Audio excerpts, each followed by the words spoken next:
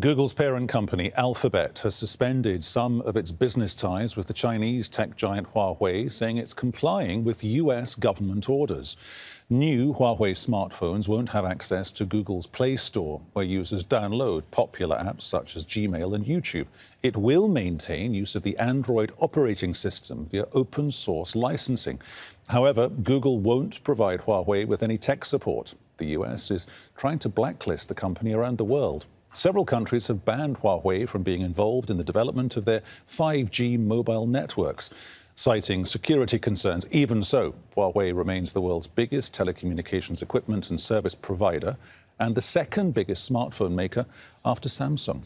Let's talk to Einar Tangen. He's a political analyst who advises the Chinese government on economic and development issues, joining us from Beijing. Einar, great to have you back here on Al Jazeera English. What does this mean for Huawei?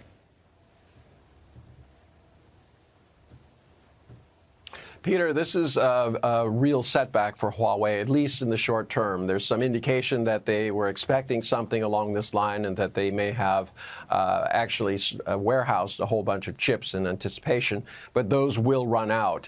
But it really represents a hard fork between the United States and China, and apparently both, at least the U.S. side, is asking everyone else to take sides.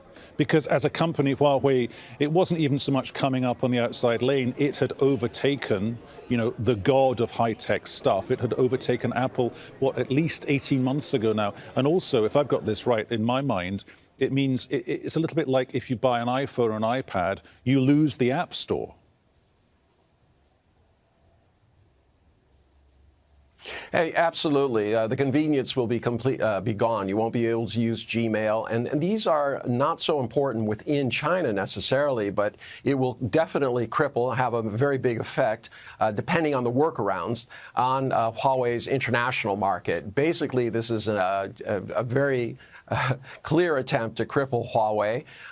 It's kind of like in the old days, the U.S., when confronted by Russia over Sputnik going to the moon, they said, we're going to outcompete you. We're going to show you the best and the brightest in what we can do. But today, it seems more about tripping up the competition. We don't have to compete against you if we can cripple you.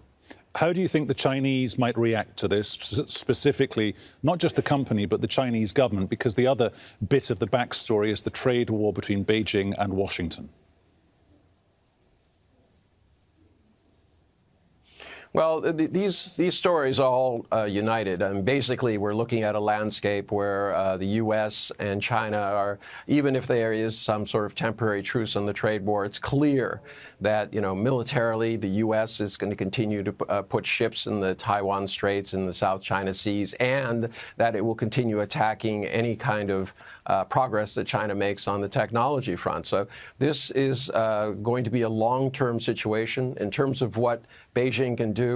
Hopefully it won't, but it could quite possibly say that for security reasons, they will be banning Broadcom, Qualcomm, who have also joined on the train with Google, and keep all of those out, make it almost impossible for them to do that. Then this is what I would call a hard fork, where you're really going to see a real change in basically two camps going ahead with their respective technologies.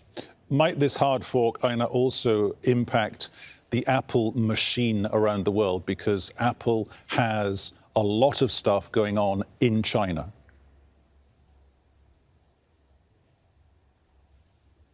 Well, literally, you could see Apple's sales plummet.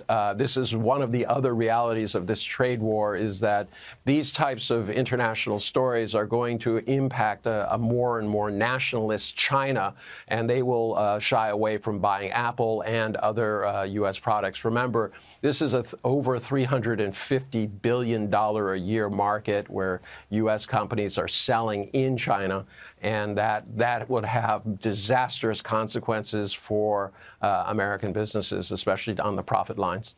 Einar, thank you.